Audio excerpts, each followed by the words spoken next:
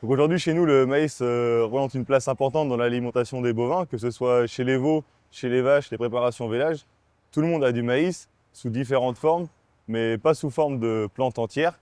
Chez nous, le maïs ne représente que 30% de place dans la ration, complémentée avec d'autres fourrages pour apporter l'autonomie, comparé à d'autres systèmes où on pourrait apporter 80% de maïs, plantes entières, plus des concentrés. Chez nous, l'alimentation est renversée.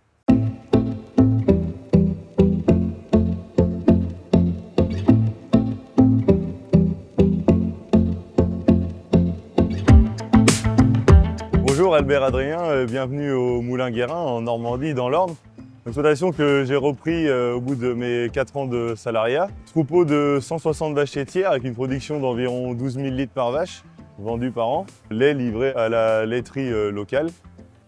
Aujourd'hui on est dans un troupeau de race principalement Primo-Holstein avec quelques croisements cimentales et quelques Jersiaises présentes. Production d'environ 40 litres par vache par jour de moyenne. Aujourd'hui, on aborde la ration d'une façon complètement différente, une forme de maïs épi. C'est une forme qui a été travaillée depuis longtemps par la vache heureuse et Arthur va vous en parler bien mieux que moi.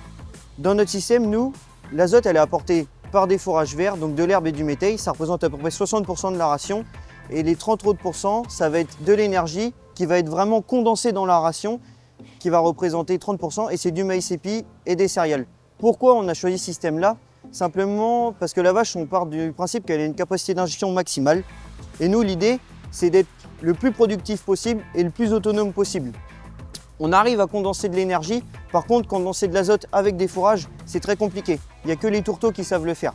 C'est pour ça qu'on est parti sur 60% de fourrage vert et 30% de céréales qui sont du maïs grain et du maïs épi.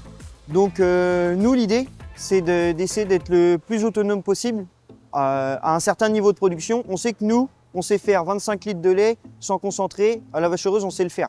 Aujourd'hui, on est parti dans un système, comme Adrien vous l'a dit, à 40 kg de lait et plus. Donc forcément, le tourteau est revenu sur l'exploitation, mais on a toujours cette stratégie-là de base d'autonomie d'un certain niveau de production. Et le correcteur, on s'en sert vraiment comme un levier d'augmentation de la productivité et donc d'augmentation de la rentabilité de la ferme. Nous, en Normandie, dans l'Orne, où la ferme du Moulin Guérin est située, on va récolter le maïs en silage à peu près autour du 15 septembre.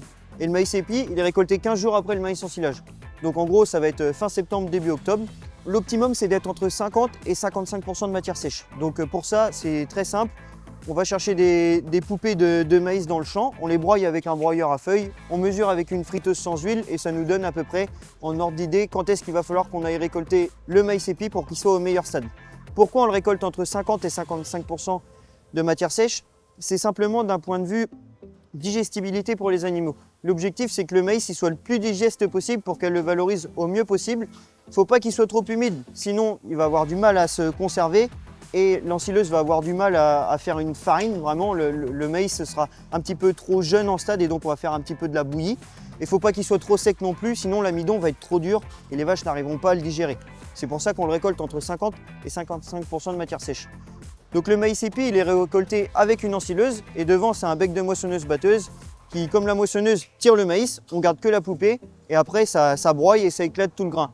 L'objectif pour le maïs épi, c'est déjà que le grain soit le plus fin possible, qu'il soit vraiment éclaté, et c'est d'avoir le moins possible de feuilles longues dans le tas pour qu'on arrive à faire un très bon tassage et que le silo se conserve vraiment bien et qu'ensuite on n'ait pas de problème de développement de mycotoxines qui peuvent arriver dans le tas pour la santé des vaches.